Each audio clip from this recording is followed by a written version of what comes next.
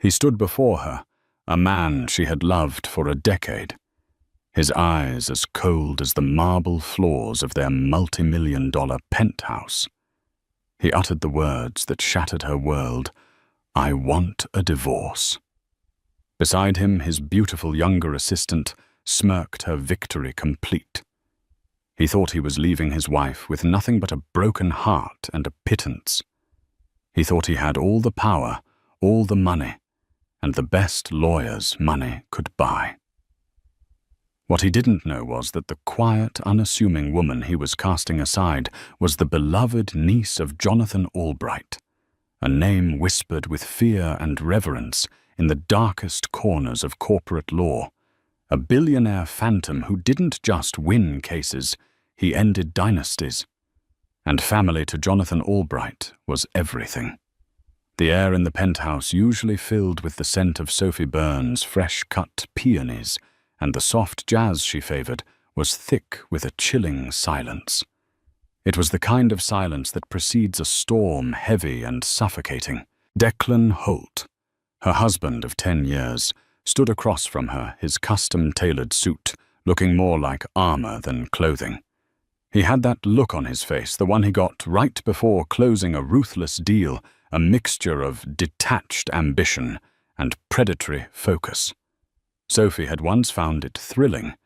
Now it terrified her. "Sophie, we need to talk." He began, his voice devoid of the warmth she'd built her life around. "Of course, Declan. Is everything all right at the firm?" She instinctively moved to loosen his tie, a ritual she'd performed 1,000 times, but he flinched back, a small, almost imperceptible movement that felt like a slap. "This is about us," he said, his gaze flicking toward the panoramic window overlooking the city lights of New York. He couldn't even look at her. "It's not working anymore. It hasn't been for a while." Sophie's heart began a frantic, painful rhythm against her ribs. "What are you talking about?" "We're fine. We were just planning the trip to Tuscany."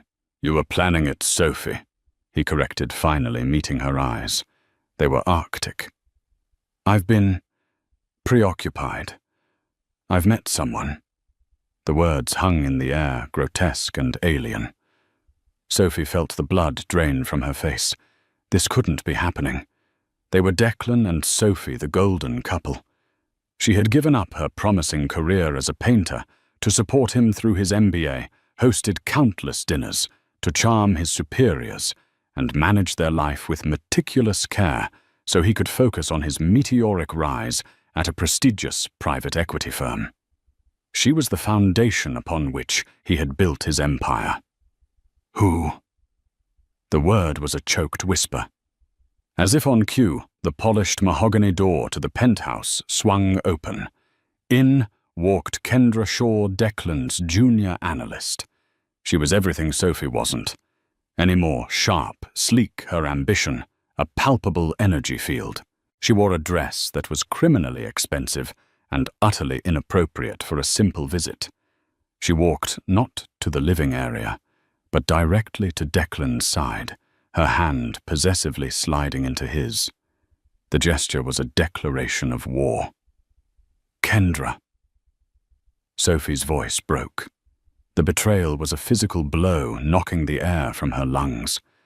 The countless late nights at the office, the business trips, the sudden password on his phone, it all coalesced into a monstrous, undeniable truth. "I want a divorce," Declan stated, as if discussing a quarterly report. "I've instructed my lawyer to draw up the papers. They're very generous, all things considered. I'll give you the condo in Miami and a one-time payment. It's more than fair." Fair.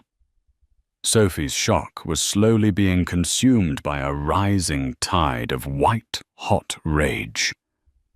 10 years of my life, my career, my support, and you offer me a vacation home and a payment. Kendra smirked, a small, cruel twist of her lips. "Don't be dramatic, Sophie. You haven't worked in years. You were living off his success. This is a golden parachute for a life you didn't even build. That was the line. The carefully constructed dam of Sophie's composure burst. "Get out!" she hissed, her voice trembling with a fury she didn't know she possessed. "Both of you, get out of my home." "Technically," Declan said, straightening his tie with a preening motion. "It's my home. Every asset is in my name, a precaution my father insisted on. You'll find that legally you have very little claim to anything. Take the deal. It's the smart play." He tossed a business card onto the coffee table. "Robert Greer, my attorney. Have your lawyer call him." He then turned and, with Kendra clinging to his arm, walked out of the life they had built together, leaving Sophie standing alone in the silent, cavernous space that was no longer her home. The city lights blurred through her tears. He had taken everything. He thought he had left her powerless, penniless, and broken. He had made the gravest miscalculation of his life. The business card on the table felt like a final insult, but as Sophie stared at it, a memory surfaced, a promise made long ago by a man who rarely made them. Her quiet, reclusive uncle. The one her mother always told her to call if she was ever in real trouble. The one Declan had met once years ago and dismissed as a stuffy old academic. Sophie's tears stopped. The trembling in her hands subsided, replaced by a cold resolve. Declan had a high-powered lawyer. But she had family. She picked up her phone, her fingers flying across the screen to find a number she hadn't dialed in over 5 years.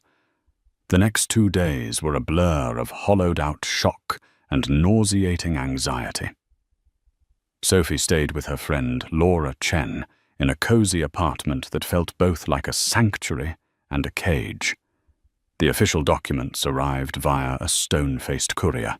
Spreading them out on Laura's dining table, the legal jargon was like a foreign language, but the numbers were brutally clear.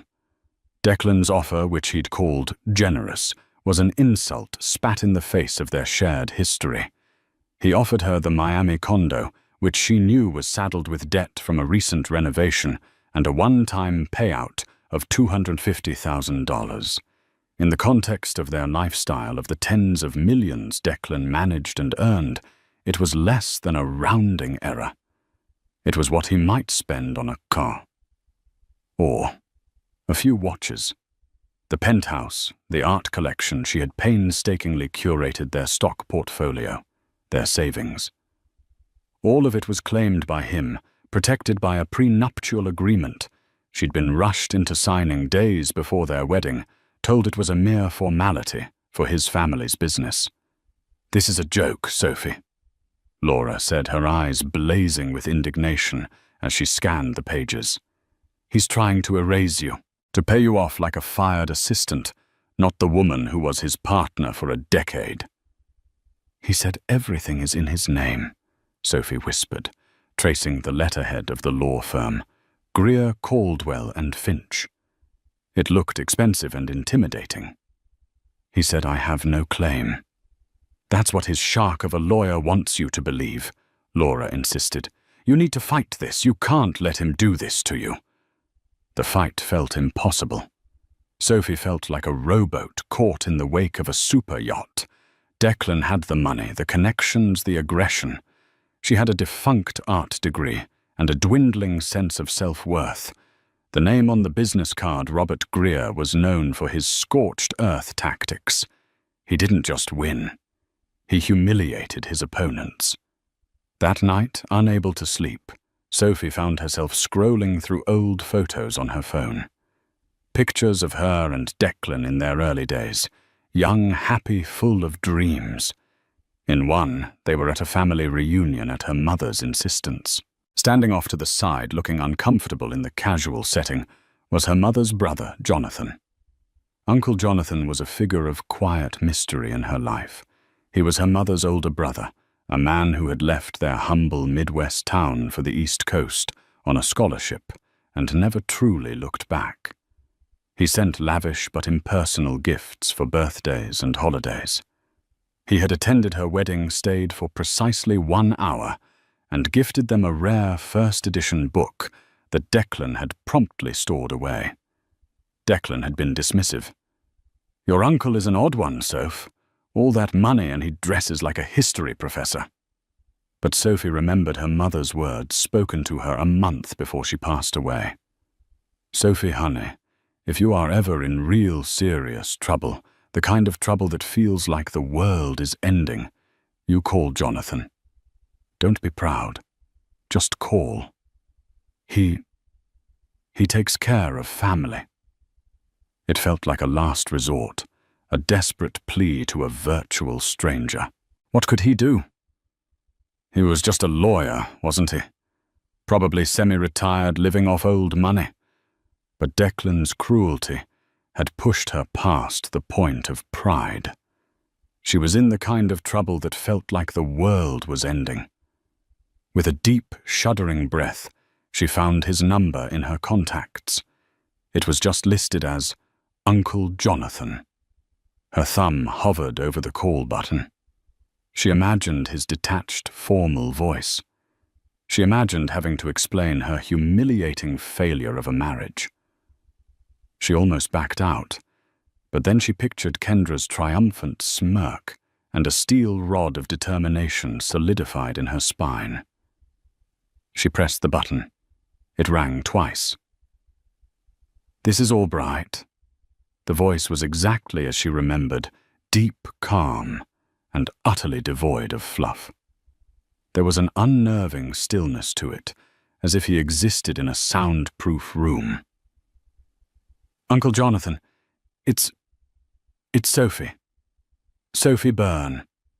She immediately cursed herself for using her married name. "Sophie Holt, I mean." There was a pause, but it wasn't an empty one. It felt analytical. "I know who you are, Sophie. It has been a long time. Is everything all right? Your voice sounds strained." The dam broke. The carefully contained grief and rage of the past 48 hours poured out of her. She told him everything. The affair, the public humiliation, Kendra, the insulting divorce papers. Robert Greer's reputation, Declan's threats about the assets. She expected him to interrupt, to offer platitudes, but he just listened. The silence on the other end of the line was absolute, a perfect vessel for her pain. When she finally finished, her voice raw and hoarse, there was another long pause. She feared she had burdened him, that he would offer a referral to a small-town lawyer and wish her well. "Sophie," he said, and his tone had changed. The academic detachment was gone, replaced by something cold and hard, like sharpened steel. "Where are you right now?" "I'm at a friend's place in the village." "Stay there. Do not sign anything. Do not speak to Declan or his attorney. Do not respond to any communication from them whatsoever. A car will be at your friend's address tomorrow morning at 9 o'clock. It will bring you to my office. We have work to do." "Your office? But I can't afford a lawyer like—" He cut her off, but not unkindly. "You are my sister's daughter. You are my family. There is no cost. Declan Holt made a grave error when he decided you were a liability to be discarded. He is about to learn what a real liability looks like." He paused, and in that final moment, Sophie understood the source of the legends that surrounded him. "Tomorrow, we begin the process of dismantling him." He hung up. Sophie sat in the dark, the phone still pressed to her ear. For the first time in days, she wasn't afraid. She felt a flicker of something she hadn't felt in a very long time, hope forged in the promise of retribution. The car that arrived the next morning was a black, impossibly sleek sedan, with windows so tinted they looked like polished obsidian. The driver, a man built like a bank vault, simply held the door open for Sophie, nodding respectfully, without a word. The ride through Manhattan was smooth and silent, a stark contrast to the turbulent storm in Sophie's mind.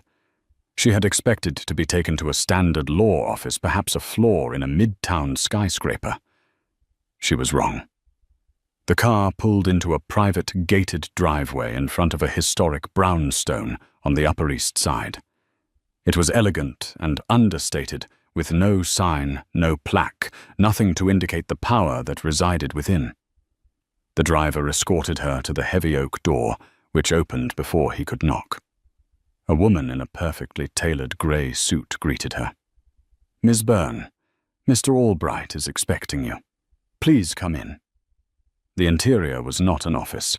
It was a sanctuary of quiet power. Dark wood paneling, floor-to-ceiling bookshelves, filled with leather-bound legal texts and first-edition classics, and a faint scent of old paper and Earl Grey tea. It was less a law firm, and more the personal library of a king.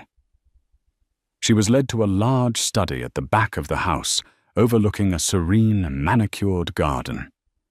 Jonathan Albright stood by the window, silhouetted against the morning light.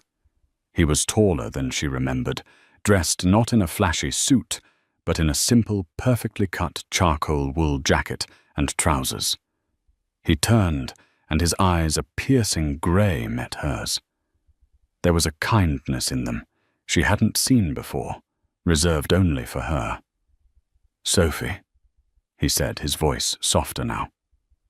"I'm so sorry for what has brought you here." He gestured for her to sit in one of the deep leather armchairs in front of a large mahogany desk. On it, a single file was laid out. "My team has already done a preliminary workup." Sophie was stunned. "Your team? But I only called you last night." A faint, thin smile touched his lips. "When my family is involved, I am very efficient. Let us discuss Declan Holt." For the next hour, Sophie recounted her story again, but this time it was different. Jonathan interjected with precise, incisive questions, not about her feelings, but about facts. When did Declan start his own investment vehicle? What was the name of his offshore holding company? He mentioned once. Who were his closest business associates? What was Kendra Shaw's official title? He took no notes, but his focus was absolute, his memory seemingly photographic. When she handed him the divorce settlement from Robert Greer, he scanned it once, his expression unreadable.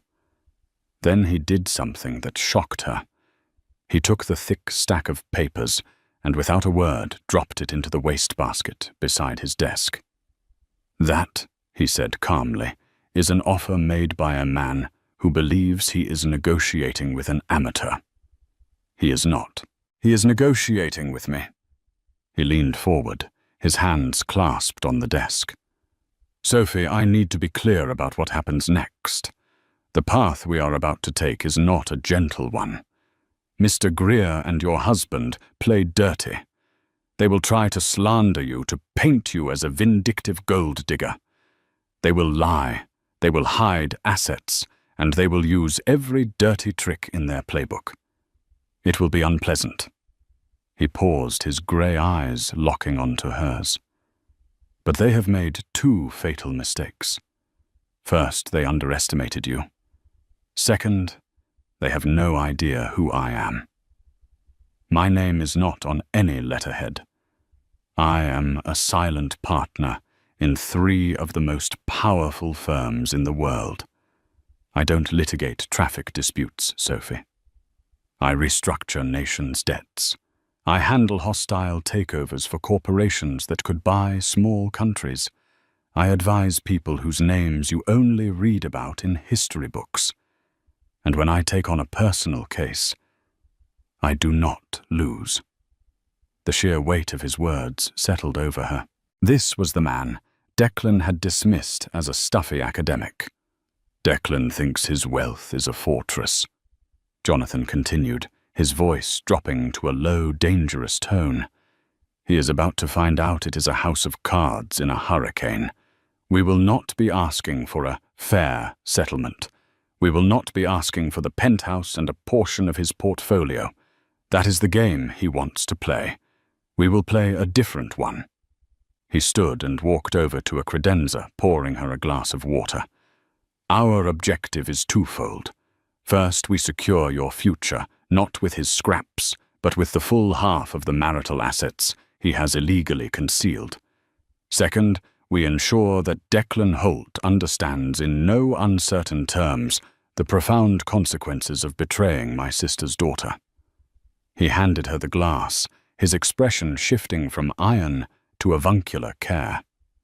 "This will be difficult for you, but you will not be alone. I have the best forensic accountants, private investigators, and legal minds on the continent.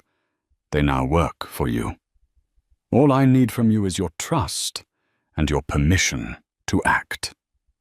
Sophie looked at this man, this enigmatic powerhouse who was her blood. In him, she saw not just a lawyer, but a protector. She saw the strength her mother had always spoken of. She remembered Declan's smug face, Kendra's cruel smirk, and the feeling of being discarded like trash. She took a sip of water, her hand steady now. She met his gaze, and for the first time he saw the family resemblance in the steely resolve of her eyes. "You have it," Sophie said, her voice clear and strong. "You have my permission. Do it." Jonathan Albright gave a slow, deliberate nod.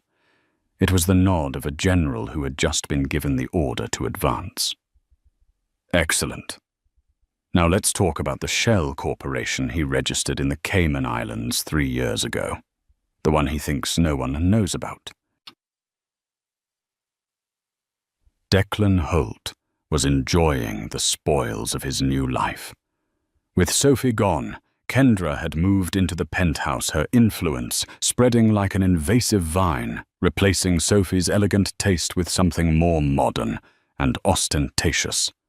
At his office, he felt untouchable. He had just secured a massive round of funding for a new tech merger, a deal that would make him a legend in the private equity world. The divorce was a minor annoyance, a loose end to be tidied up. He and his lawyer, Robert Greer, sat in Greer's glass-walled office overlooking Central Park. "So what's the word?"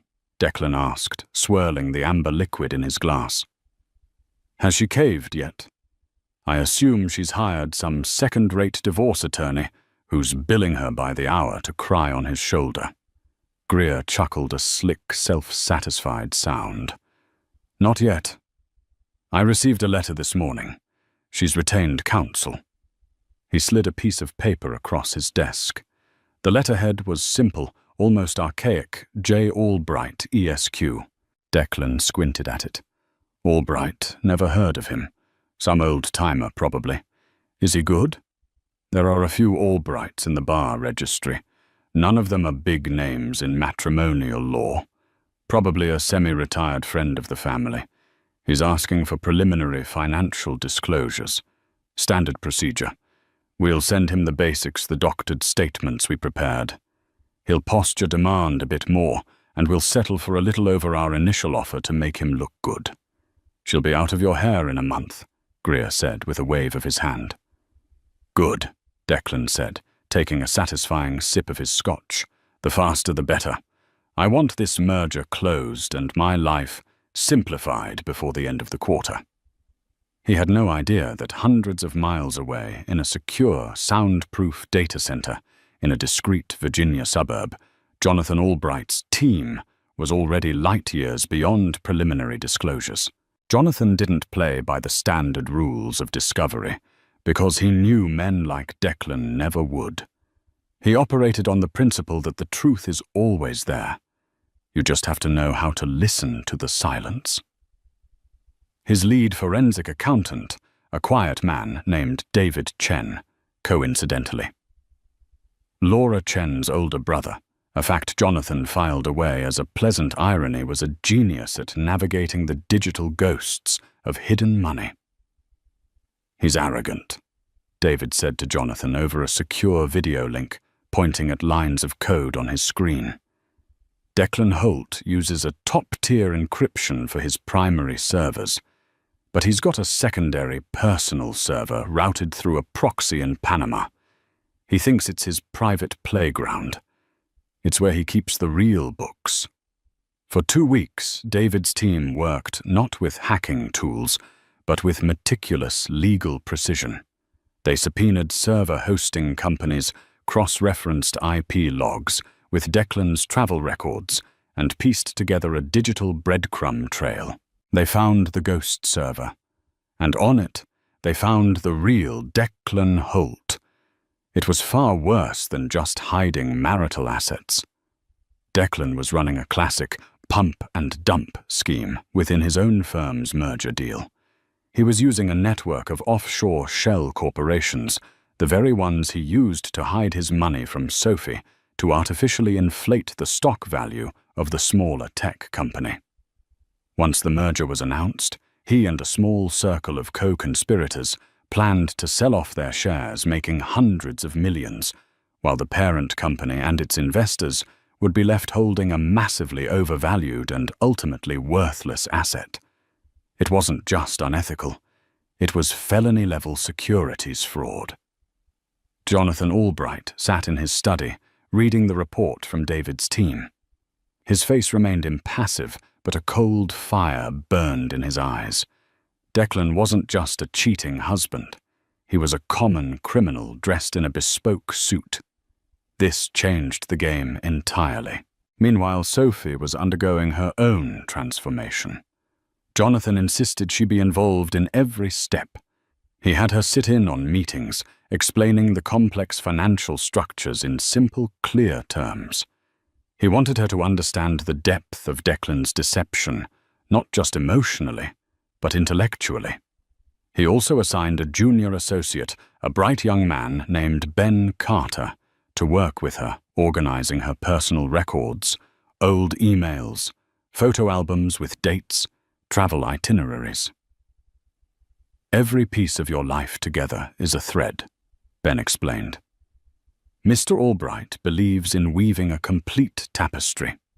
Declan will claim you contributed nothing. We will prove you were the entire framework of his success, making everything he built marital property." Slowly, the fog of victimhood began to lift from Sophie.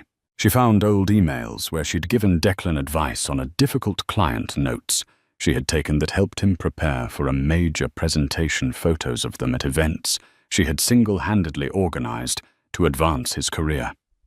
She was not a freeloader. She was an uncredited, unpaid partner. The anger that had been a dull ache now sharpened into a fine, dangerous point. She was no longer just fighting for money. She was fighting for her history, for her identity. One afternoon, Ben brought her a new file. "We're preparing for depositions. Mr. Albright wants you to review this." It was a complete psychological and financial profile of Kendra Shaw, her college debts, her social media history, her ambitious career path, her previous relationships with wealthy, powerful men. Jonathan's team had left no stone unturned. "Why do we need all this?" Sophie asked, feeling a bit queasy. "Mr. Albright says that to defeat an enemy, you must understand what they truly want," Ben said. "Declan wants power. Mr. Albright believes Kendra Shaw only wants what that power can buy her." A plan was forming. Not just a legal strategy, but a complete and total unraveling. Declan and Greer were preparing for a divorce settlement. Jonathan Albright was preparing for a war on all fronts. He let Greer's office send over their doctored, incomplete financial statements. He didn't challenge them. He just filed them away. He let Declan grow more confident, more arrogant, more certain of his quick and easy victory. He was giving him a long rope, waiting for the perfect moment to let him hang himself with it. The deposition was scheduled to take place in a neutral conference room in a downtown law building.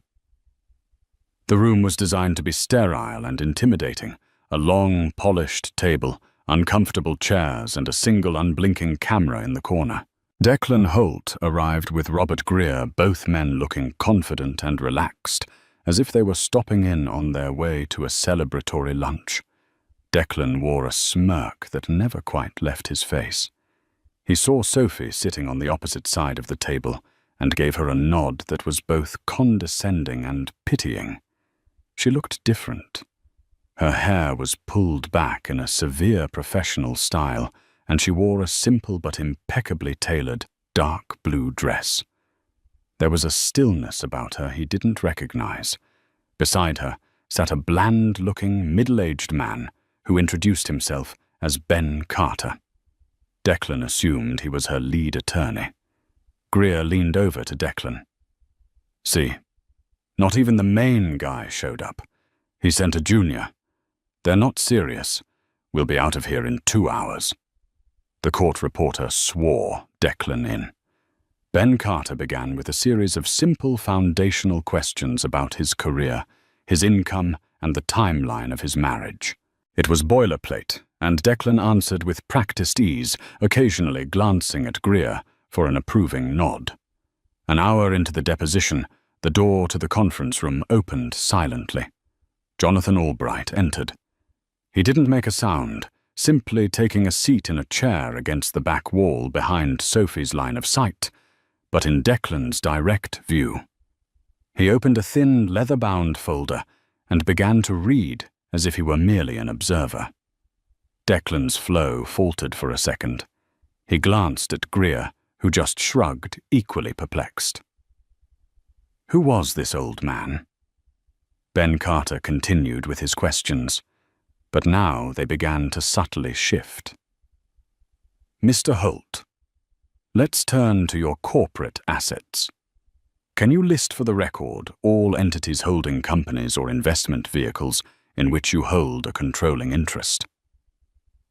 Following Greer's coaching, Declan listed the main domestic companies, the ones that were already a matter of public record. He conveniently omitted the network of offshore shells. "That's everything," he said with finality. "Are you certain, Mr. Holt?" Ben asked calmly. "You are under oath." "Yes, I'm certain," Declan snapped, growing irritated. It was then that Jonathan Albright closed his folder with a soft click. The sound seemed to echo in the silent room. He stood up and walked slowly to the table, placing the folder in front of Ben. He nodded at Sophie a brief, reassuring gesture before turning his full attention to Declan. His grey eyes were like chips of ice. "Mr. Carter, if I may," Jonathan said, his voice quiet, yet commanding the entire room. Greer immediately bristled. "And you are?" Greer demanded. "Jonathan Albright, co-counsel," he replied, his gaze never leaving Declan. The name finally registered with a junior partner from Greer's firm, sitting in the corner whose eyes went wide with dawning horror. He frantically began typing into his phone. Jonathan turned a page in the folder. "Mr. Holt, I have just a few clarifying questions. On May 12th of last year, you were in Grand Cayman. Is that correct?" Declan froze. "It was a vacation." "Indeed," Jonathan said smoothly. "And did your vacation happen to include a visit to the offices of Triton Global Holdings?" Declan's face paled. Triton was his primary shell corporation, the linchpin of his entire hidden financial empire. "I don't recall." "Perhaps this will refresh your memory," Jonathan said, sliding a document across the table. It was a high-resolution surveillance photo of Declan leaving a specific building in Georgetown, a briefcase in his hand. "Or this." He slid another. It was the incorporation document for Triton Global Holdings, signed by Declan Holt. Greer shot to his feet. "Objection! Where did you get this? This is inadmissible harassment." Jonathan didn't even glance at him. He looked at the court reporter. "Please note for the record that Mr. Greer is objecting to a question about a document his client signed under his own name. He then looked back at Declan. Lying under oath, Mr. Holt, is perjury. It's a felony. Before we continue, I want to give you one opportunity to amend your previous testimony regarding the full list of your corporate assets. Declan was stammering, his confident facade crumbling into dust. He looked at Greer for help, but his own lawyer was staring at Jonathan Albright, the name now clearly having registered. Robert Greer had built his career bullying smaller firms. He was now facing a leviathan. Jonathan wasn't finished. Let's move on to the pending merger with Aerodyne Tech. Your firm is managing the acquisition, correct? Yes, Declan mumbled, his throat dry. And you've personally guaranteed the financial stability and valuation of Aerodyne to your investors. Of course, it's a sound company. Is it? Jonathan asked, his voice deceptively soft. He slid another document across the table. It was a complex chart, a web of transactions showing money flowing from Triton Global and two other linked shell companies into buying vast quantities of Aerodyne stock over the past 6 months, artificially tripling its market price. Can you explain this network of purchases, Mr. Holt? The ones that seem to be propping up the company's value right before your firm acquires it for an inflated price, because it looks a great deal like securities fraud to the SEC, and they tend to be very interested in such things. The room was utterly silent. Declan Holt stared at the chart, the blood draining from his face. This wasn't a divorce deposition. It was an execution. He wasn't just losing his money.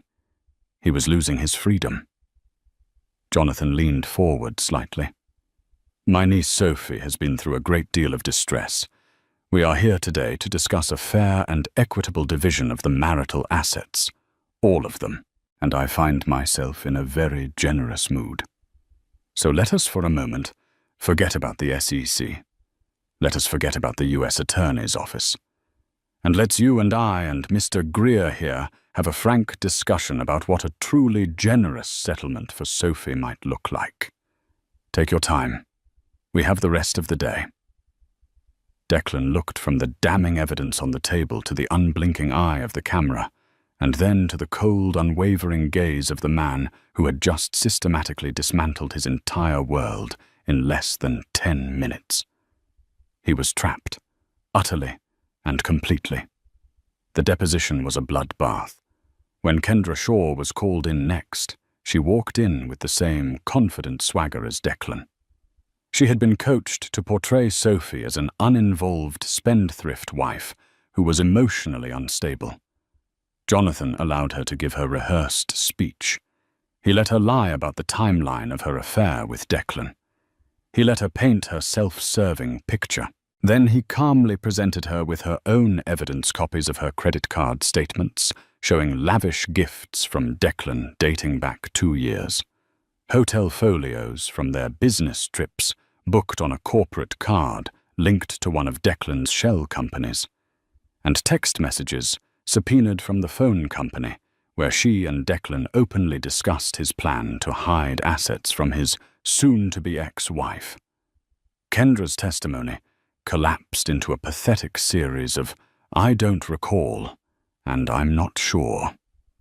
When Jonathan presented her with an email where she discussed the Aerodyne Tech deal with Declan, boasting about the monster payday they were going to get, she invoked her Fifth Amendment right against self-incrimination. The damage was done. She was not just a mistress. She was a co-conspirator. That evening, a shell-shocked Robert Greer called for an immediate settlement conference.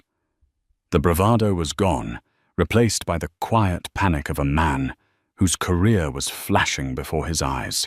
They met not in a sterile conference room, but in the quiet, imposing study of Jonathan Albright's brownstone. Declan looked like a ghost. He hadn't slept. The man who had walked into the deposition, a master of the universe, now looked like a cornered animal. Kendra was not with him. "All right, Albright." Greer began, his voice strained. "What do you want?" Jonathan sat behind his desk, Sophie seated beside him. She was no longer a spectator. She was a partner in this judgment. "What I want, Mr. Greer, is irrelevant," Jonathan said calmly. "What my client is entitled to is what we are here to discuss. And what she is entitled to is a full and complete half of a marital estate that by our forensic accountant's conservative estimate is valued at approximately $94 million. Not the paltry $3 million you declared." Declan choked. 94. That's insane. That's my entire net worth. Everything I've built. No. Sophie said, her voice steady and clear. It was the first time she had spoken directly to him. "It's everything we built. And you used it to commit federal crimes." The directness of her accusation struck Declan silent. Jonathan slid a meticulously prepared binder across the desk. "This is the settlement agreement. It is not a negotiation. It is a statement of fact." Greer opened it. His eyes widened as he read the terms. The Manhattan penthouse title to be transferred to Sophie Byrne, free and clear of all liens. The full art collection independently appraised at $12 million. The Hamptons Beach House. A cash settlement of $35 million to be transferred from his known accounts within 72 hours. Declan would assume all marital debts, including the underwater mortgage on the Miami condo. A permanent, irrevocable, non-disclosure agreement, preventing Declan from ever speaking publicly or privately about Sophie or her family. "This is impossible," Greer stammered. "This would ruin him. He'd be left with nothing but debt and his stake in a company that's about to be investigated." "That is an astute summary," Jonathan said, his voice flat. "It is also the only alternative to option B." "Option B?" Declan asked, his voice barely a whisper. Jonathan picked up a second, much slimmer folder from his desk. It was unmarked. "Option B is quite simple. You reject this settlement. In that event, at 9 o'clock tomorrow morning, a full copy of our findings, the offshore accounts, the evidence of perjury, the entire pump-and-dump scheme, complete with your lover's corroborating emails, will be delivered via messenger to the Enforcement Division of the Securities and Exchange Commission and the U.S. Attorney's Office for the Southern District of New York. Your assets will be frozen pending a federal investigation. Your firm will fire you. Your investors will sue you. And you, Mr. Holt, will very likely be trading your bespoke suits for a government-issued jumpsuit." He let the words hang in the silent room. "You will lose everything anyway," Jonathan concluded. "The only difference is that with option A you get to keep your freedom. It is by any measure an extraordinarily generous deal. You have 1 hour to decide." Declan looked at the papers, his mind racing. It was checkmate. Jonathan Albright hadn't just come to the game with a better strategy. He had flipped the entire board over. He had used the law not as a tool for negotiation, but as a weapon of absolute destruction. All of Declan's cleverness, his ruthlessness, his hidden accounts, they were all just ammunition that Jonathan had turned against him. He looked at Sophie, really looked at her for the first time in years. He saw not the docile, supportive wife he had decided to discard, but a formidable woman with eyes of steel. He had poked a sleeping bear, only to find out it was guarding the entrance to a dragon's lair. His shoulders slumped in utter defeat. His empire was gone. His reputation was shattered. His future was a black hole of debt and disgrace. "I'll sign it," he croaked, the words tasting like ash in his mouth. Robert Greer, looking pale, simply nodded, already calculating how to distance himself from his now toxic client. Jonathan pushed a pen across the desk. A wise decision. As Declan signed away his empire, Sophie felt no elation, no joy, just a quiet, profound sense of justice. It wasn't about the money. It was about the truth. It was about reclaiming the decade he had tried to erase. He hadn't just lost a divorce case. He had been weighed, measured, and found wanting by a power he could never have comprehended. The weeks following the settlement conference were strangely quiet. The cataclysm of Declan Holt's downfall didn't happen with a thunderous roar, but with the silent, creeping finality of a rising tide. Sophie heard the news not from a triumphant phone call from her uncle, but in trickles and whispers from the social circles she had once inhabited.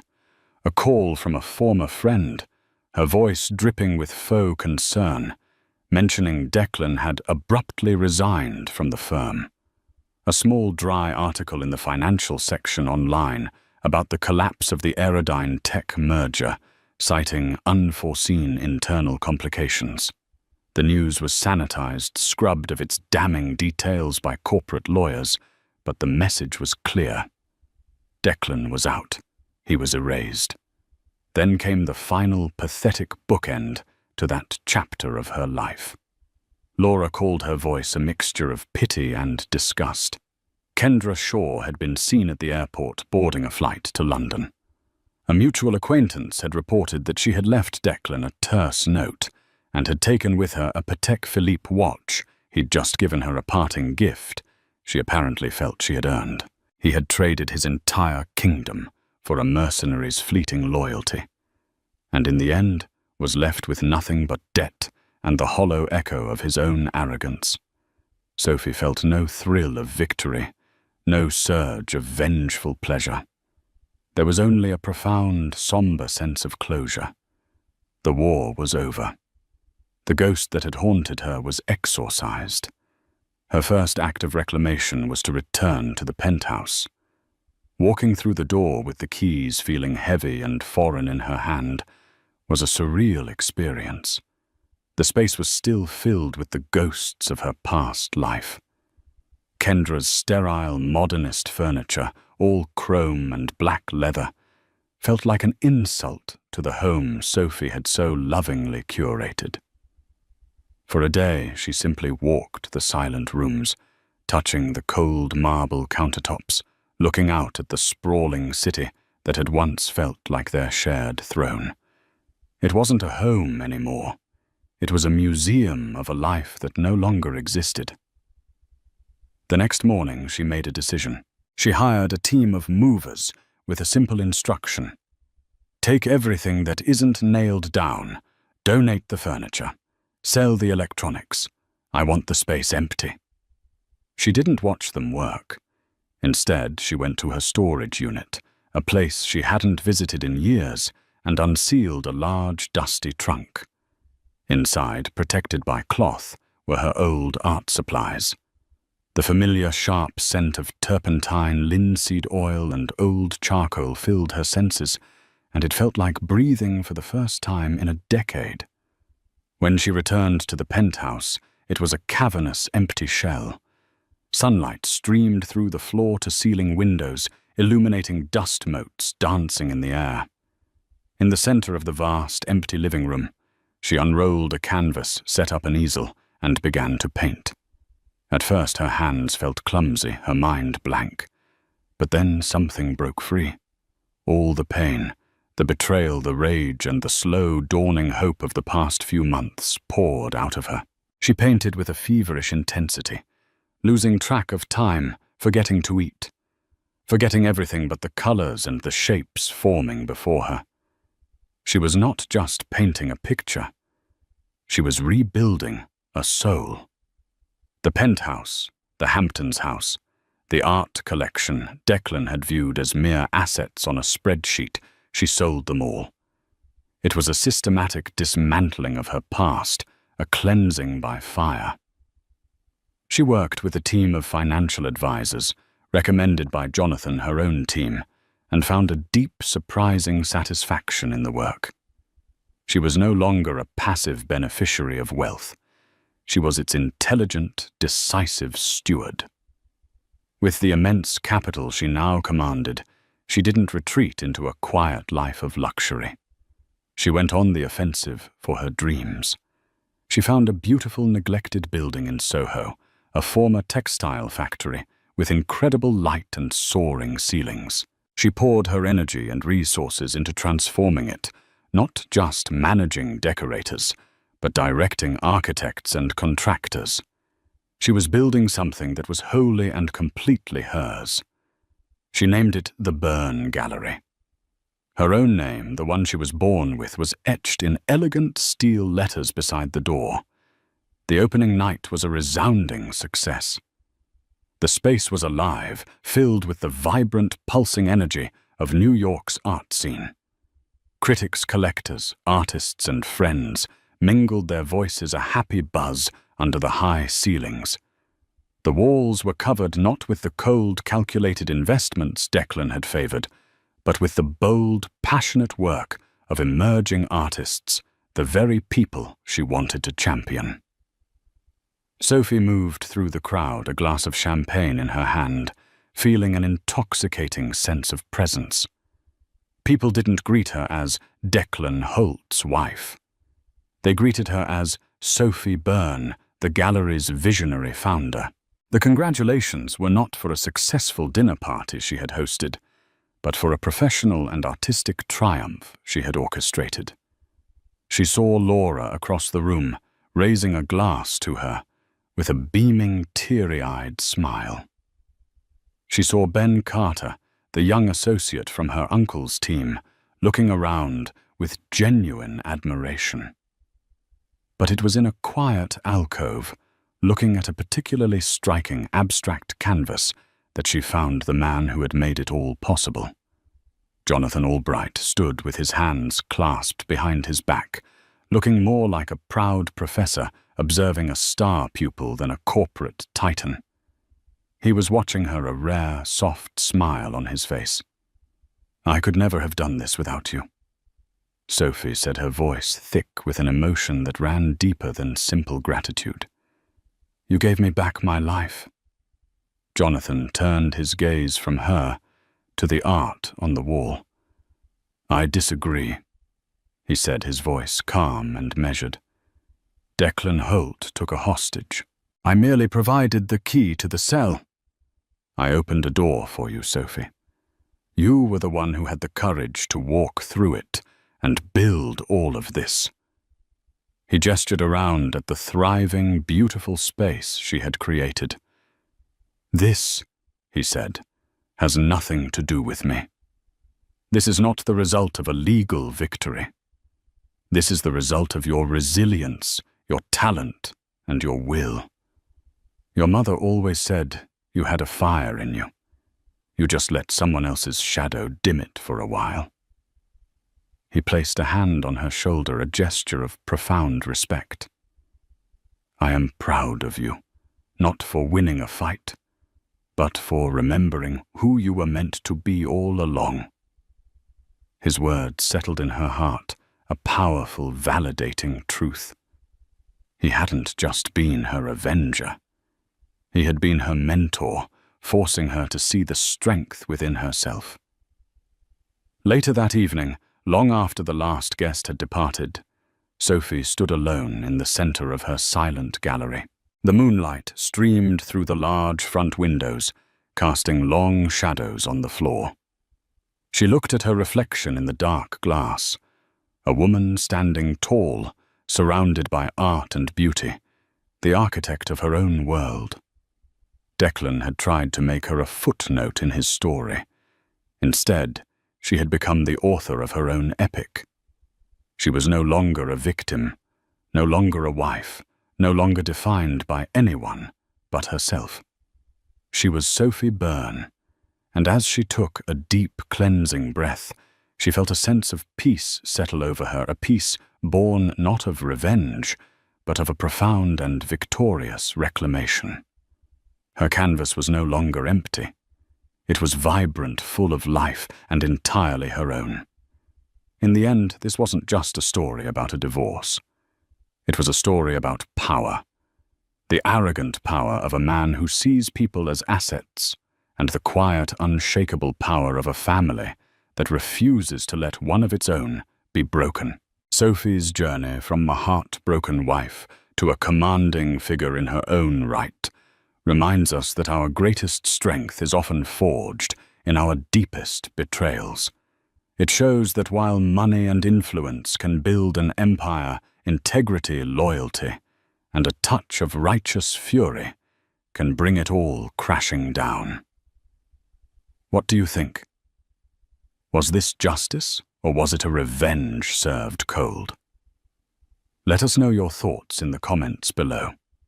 If you were moved by Sophie's story and want to hear more tales of incredible twists and ultimate justice, don't forget to hit that like button, share this video with someone who needs to hear it, and subscribe to the channel.